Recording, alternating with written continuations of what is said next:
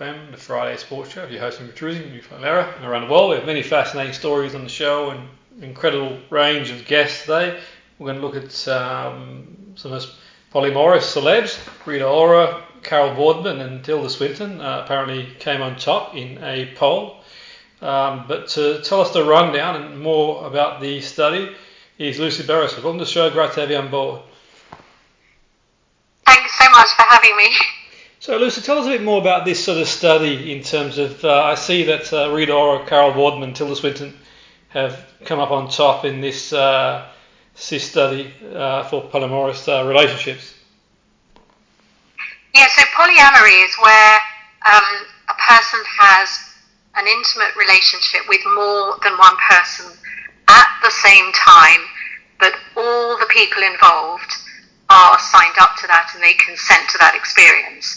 And I think what this survey has identified is that there's quite a lot of celebrity interest around the topic, because you've got someone like Carol Vorderman who has spoken out openly about the fact that she is technically single, but she has 5 special friends, as she calls them.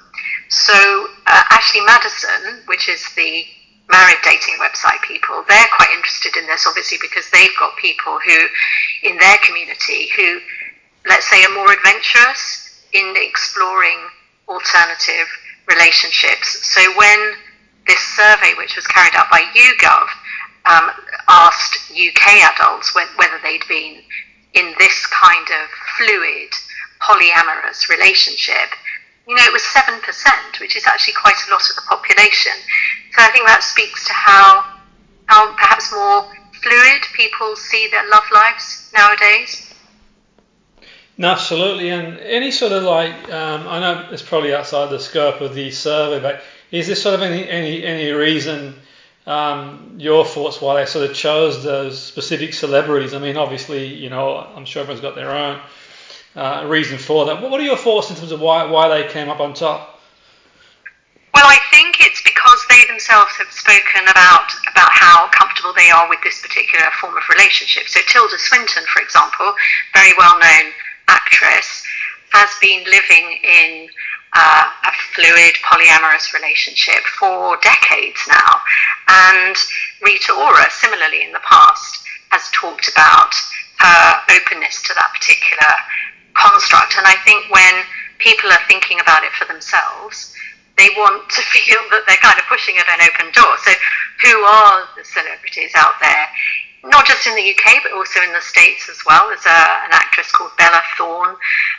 She's been identified by men as, one of the sort of celebrities that they'd be very interested in having this kind of relationship with.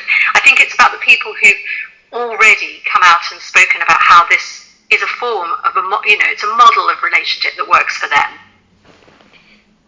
No, absolutely. And I suppose, I'm guessing that, and it's only sort of an educated guess, I could be wrong, there's about 0% chance for any of these sort of men in the survey having a relationship with any of these sort of women. But all that's said and done, who am I to say? But does that extend for generally, even outside the scope of celebrities, the sort of people, probably, like you mentioned there, are people open to sort of different types of relationships outside the scope of celebrities? Well, I think what you're really looking at here is the way in which relationships are meant to be about fun, they're meant to be about being playful and teasing each other, and there's also an element of fantasy in some of our interactions with the people that we're in relationships with. And one of the most typical things that you might say to your partner is, if this famous celebrity came calling, would you allow me to sleep with them? And invariably it's the really big names. It's the sort of Daniel Craigs, it's the David Beckhams, it's the Ellie Gouldings of this world. And couples play around with that notion of fantasy, pretty safe in the knowledge that those people are not going to come calling. I could say to my partner, yeah, for sure, Ellie Goulding, whenever you want, knowing that actually she's not going to come knocking on my door. And, my partner can say the same about Daniel Craig, although, of course, if he's listening to your show, do get in touch, Daniel. So I think when Ashley Madison are asking their members about this kind of topic, they're leaning into the idea that a lot of couples are already playing around with this idea of fantasy, famous people. What kind of heroes and heroines are we drawn to? Are they sporting heroes? Are they scientific heroes? What are the kinds of things that turn us on? And when we ask our partner questions about that, we find out more about them. And that's always going to be a really important form of dimension to the communication that you have with your partner. That's really interesting. I suppose the other side to it too, I was thinking, Lucy, in terms of, say, for example, a partner was to sort of, is there like I don't know how to put it really, but in terms of sort of, for one's own ego to say, let's say, for example, if it were to happen where somebody's partner was to sort of have some sort of relationship with a huge star or sports person, is there an ego thing involved, do you think, with the partner who's okay with that happening, do you think? Saying, okay, well, my partner's also having a relationship with this person, type thing. Yes, and actually status can become a very important factor in polyamorous relationships, because it can start to increase the really exciting energy, because, as you say, the reflected glory of thinking, well, my partner has been able to attract this person or that person. But you also have to be quite careful, I think. All polyamorous relationships need good ground rules and an acknowledgement that you're probably going to talk in an ongoing way about what those ground rules are. And therefore, if you were to think that, oh, actually, I'm now out of my depth here because my partner's managed to secure, this other person in the relationship, how do I feel about that? Does that make me feel inadequate? Does it trigger feelings of low self-worth? So all of that has to be borne out. And actually on the Ashley Madison website, which is ashleymadison.com, they've got information out there about a couples contract, which was something we looked at earlier this year, in terms of, what are the ground rules, what are the questions you need to ask yourself and your partner, and how often should you be revisiting that couples contract when there are other people involved in a polyamorous relationship. Absolutely. I suppose there's the other side to it too. Someone might be looking for an exit strategy as well, Lucy. They might be thinking, well, actually, you know what? Go for it. That could be the case too, do you think? In some situations, it takes the pressure off them, really. They might say, you know what? If it's meant to be, then good luck. Yes, one thing I would say to that is that kind of scenario could happen in monogamous relationships. You could have someone who, over the supper table one night says, I've been offered, promotion in Hong Kong, and the other person says, yeah, go for it, because for whatever reason they're feeling that the relationship is under strain, it's not quite working, and they might be looking for an exit strategy in that way. This is really a different thing, where polyamory is a desired component of the relationship on all sides. So it's less about someone thinking, I'm not really happy here, so I'll give my partner permission to sleep with someone else. It's actually about, for the people who practice it, a way of bringing new energy, new vibration into the existing relationship as a way of preserving that existing relationship. No, that's really, I think you've sort of really clarified that for any of our listeners. Sort of, I think that's been really well clarified, Lucy. And I think just on another side as well, Lucy, from a female perspective, in terms of the sort of research as well, was there anything that sort of came up for that? And also, whilst I've got you on the show, obviously you've got a lot of experience, and it'd be interesting to see your thoughts. What do sort of women look for? Because we've seen a lot of, in the media about, this day and age, all sorts of people, dating coach, all sorts of people coming out and talking about what sort of women look for in men. What's your take on that? What do you see from a woman's perspective for men? Well, interestingly enough, this particular research that was carried out by YouGov and has been kind of dovetailed with the work that Ashley Madison are doing really does highlight that it's the women in the community who do seem to be a little bit more adventurous in exploring, these kinds of alternative relationship models.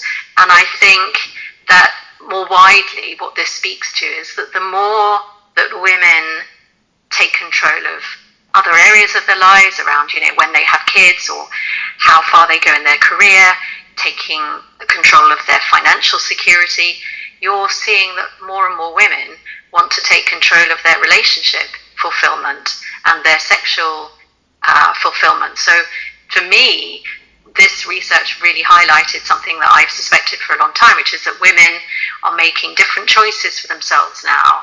They're less tolerant of the older models, and therefore a bit like Carol Vorderman, just to take it back to the conversation we had right at the beginning. If Carol Vorderman is saying, I've got 5 special friends, and we as grown-ups know what that means, that speaks to the way in which a lot of women are now conducting their intimate lives. No, absolutely. And just on that, I suppose it's sort of like final question. I'm mindful of time and been really kind to join us. And just sort of like having spoken about that. I mean, is there sort of a case for monogamous relationships? I mean, I'm sure a lot of people are starting to wonder: is monogamy?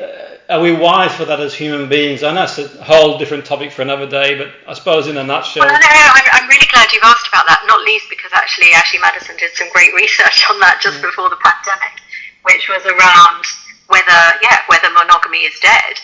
And I think the jury's still out on that. I think for the majority of people, the idea of settling down with one person for the rest of their life is still a big attraction and a real goal. But you could argue the other way, that marriage is a construct that was created in the 12th or 13th century to formalize unions of families, from purely on a purely financial basis most of the time. And nowadays, that was in the day when people lived to about the age of 40. Nowadays, there are going to be people sitting there, GCSEs, who could live to 120.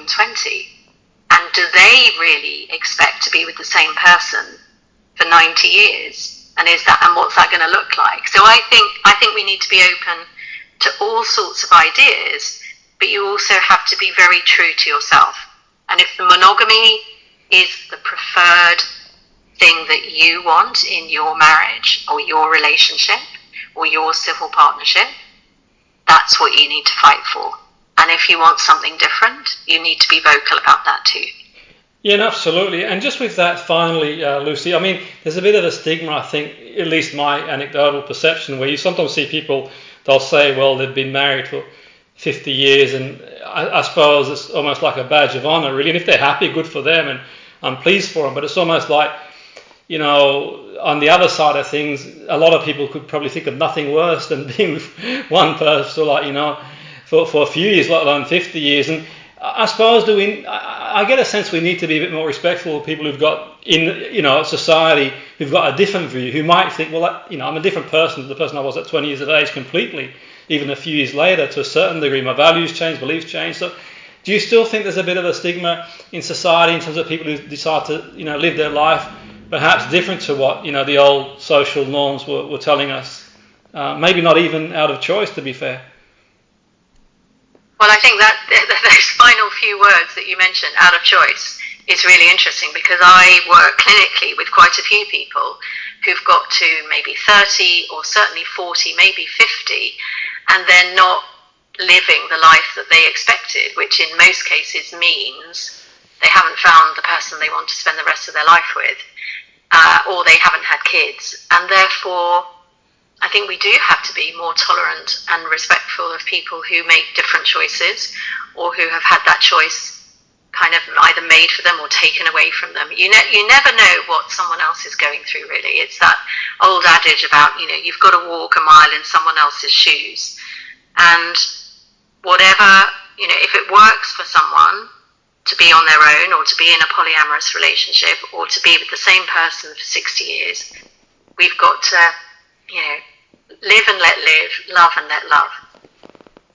Absolutely. And just finally, Lucy, is it possible, do you think, for people, I suppose the question is, outside the intimacy, I have a lot of friends who are female, and it doesn't go beyond friendship. But is it? I suppose the question is, a lot of people kind of think, well, is it possible just to be friends without any intimacy? Do you think? You might have to get me back on your show another time. Yeah, absolutely. That'd be great. Another story from another day, I suppose. In terms of people, whether what your sort of thoughts would be about people being friends without sort of intimacy as well. So you might have friends out there, but I'm conscious of time. It's been great speaking to you. So and thanks for joining us. Thank you.